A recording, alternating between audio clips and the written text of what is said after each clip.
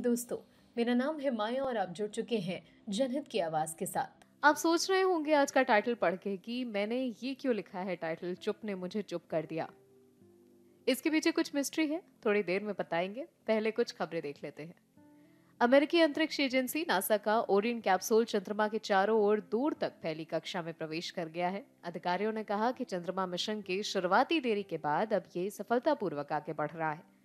अंतरिक्ष यान ने करीब एक हफ्ते पहले फ्लोरिडा से चंद्रमा के लिए उड़ान भरी थी। ओरियन एक हफ्ते तक स्थिर कक्षा में रहेगा।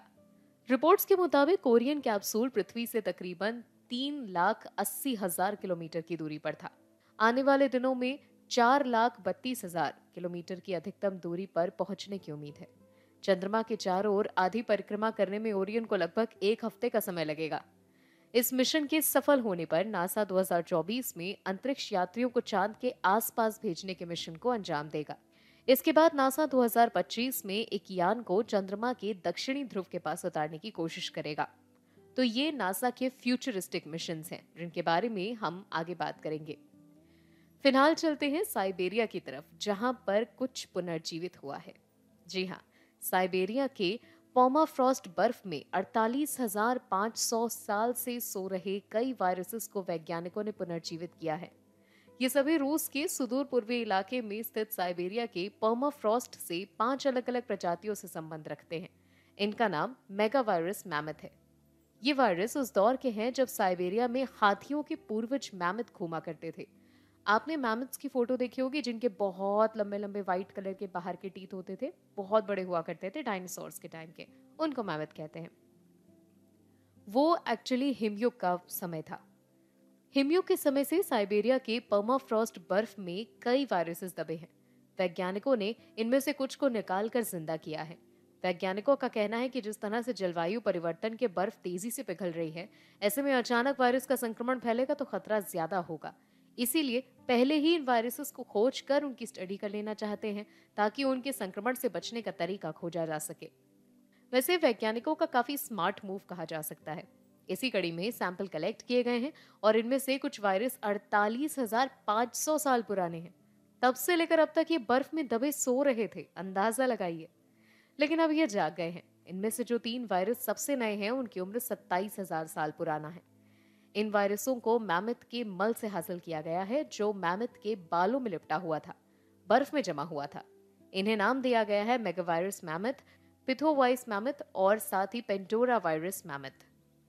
इसके अलावा बर्फ में मृत मिले साइबेरियन भेड़िए के पेट से 2 नए वायरसेस को खोजा गया है और इनका नाम है पेकमैन वायरस लूपस और साथ ही पेंडोरा वायरस लूपस। वैसे भेड़िए से मुझे याद आया कि फिल्म भेड़िया को काफी अच्छे रिव्यूज मिले हैं। IMDb पर 8.9 की रेटिंग मिली है। फिल्म मेकर हंसल मेहता ने भी ये फिल्म देख ली और उसके बाद उन्होंने एक ट्वीट किया और कहा कि इस फिल्म की फ्रेंचाइजी बननी चाहिए, यानी कि इस फिल्म के पार्ट्स बनने चाहिए। हालांकि एक यूजर को उनकी कुछ बात जो थी वो खास रास नहीं आई, इसी वजह से हंसल मेहता को ट्रोल किया गया। लेकिन फिल्म मेकर ने भी इस बात का करारा जवाब दिया। वीकेंड पर फिल्म का मजा लेने के बाद हंसल मेहता ने ट्वीट किया था, भेड़िया एक उपलब्धि है, एक अनुभव है। मैं अमर कौशिक के फैन के रूप में चला गया था और सिनेमा हॉल से और भी बड़े प्रशंसक के रूप में निकला हूँ। टॉप क्लास VFX, अच्छी कहानी, तकनीकी रूप से टॉप क्लास और बहुत अच्छी तकनीकी रूप से टॉप क्लास और बहुत ही अच्छा अभिनय। ये फिल्म फ्रेंचाइजी बनने के लिए सभी प्रोत्साहन और सफलता के हकदार है। लेकिन हंसल मेहता का ये ट्वीट एक यूजर को बिल्कुल पसंद नहीं आया और उन्होंने फ्रेंचाइजी को बॉक्स ऑफिस पर फेल बताया। यूजर ने लिखा, कर लो सपोर्ट, बॉक्स ऑफिस फेलियर है ये। फिल्म मेकर भी यूजर के इस ट्वीट का अच्छा जवाब देते हैं। वो लिखते हैं कि तेरे पापा के पैसों के लिए सॉरी फील करता हूँ। काफी बड़ा क्रिटिसिज्म था ये। एक यूजर ने हंसल मेहता का समर्थन भी किया। उन्होंने लिखा कि मान लीजिए सर, अगर ये फिल्म असफल होती है तो हम एक दर्शक के रूप में असफल होंगे और फिर हम भी जो कहते रहते हैं कि अब बॉलीवुड वो अच्छी फिल्में नहीं बनाता, तो गलती हमारी है। बात तो सही है। फिल्में किसी के लिए फिल्में केवल बड़े पर्दे पर चलने वाला एक चलचित्र होती हैं, किसी के लिए जिंदगी को जीने का और देखने का तरीका। और रिव्यूज उस तरीके पर कई बार सवाल करते हैं। आपको कुछ पसंद आए ये हो सकता है, पसंद ना आए ये भी हो सकता है, लेकिन उसके लिए किसी को इस तरह से कहना। मैंने कहीं सुना था, a film is a directors baby. यानी कि एक निर्देशक के लिए उसकी फिल्म उसके बच्चे की तरह होती है। अब जरा सोच करके देखिए, अगर आपसे कोई ये कहे कि आपके बच्चे में 1000 खामियां हैं और उन खामियों को कुछ इस तरीके से उजागर करे कि आप बस सुनना ही ना चाहें, तो आपको कैसा लगेगा? अजीब लगेगा ना, खराब लगेगा, बुरा लगेगा, लगेगा कि बस इस आदमी की जबान काट लें। तो जरा सोच करके देखिए उन निर्देशकों को कितना खराब लगता होगा। हाँ, फिल्म बुरी है, उसका क्रिटिसिज्म होना चाहिए। अच्छा, अब बात करते हैं आज के टाइटल की, जो मैंने टाइटल दिया है आज के इस बुलेटिन का कि चुप ने मुझे चुप कर दिया।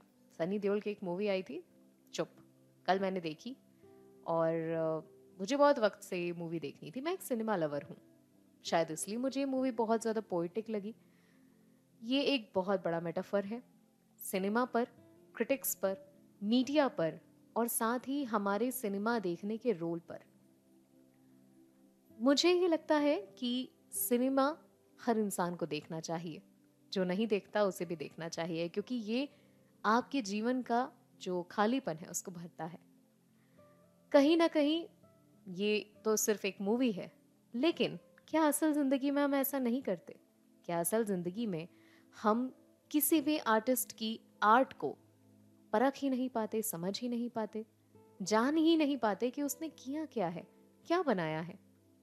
थैंक्स टू सोशल मीडिया अब ये चीजें सामने आ रही हैं, चीजें बदल रही हैं और शायद इसीलिए चुप को भी क्रिटिक्स ने काफी अच्छा एक्लेमेशन दिया था। लेकिन कुछ ऐसे भी सितारे थे जो वाकई गर्दिशों में खो गए, जिसमें सबसे बड़ा नाम था गुरुदत्त का, और ये फिल्म उन्हीं को एक ट्रिब्यूट है। तो जो भी गुरुदत्त के फैंस हैं, मेरी आपसे गुजारिश है पर्सनली कि अगर आप मुझे सुन रहे हैं तो आप गुरुदत्त की इस जो ये मूवी है, जो उनको एक ट्रिब्यूट है, इसको ज़रूर देखिएगा। और बाकी जो सिनेमा लवर्स हैं उनको मैं ये कहूँगी कि आप अपनी सिनेमा से ऐसे ही प्यार करते रहिए, क्योंकि सिनेमा किसी भाषा की मोहताज नहीं होती, चाहे वो साउथ इंडियन हो या फिर बॉलीवुड। सिनेमा सिनेमा ही है और वो हमेशा सिनेमा ही रहेगा। आज के लिए फिलहाल इतना ही, मिलेंगे आपसे अगले बुलेटिन में। तब तक मुझे दीजिए इजाजत। सुनते रहिए जनहित की आवाज़।